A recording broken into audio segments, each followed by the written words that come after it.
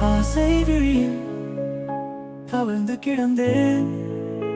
என் உயிரே, என் என்னவளே, உன்னை தேடி உலகை மறந்தேன். கண்மணியே, என் காவியமே.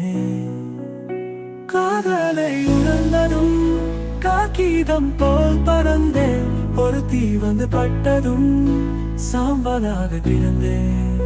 இன்றும் புரியவில்லை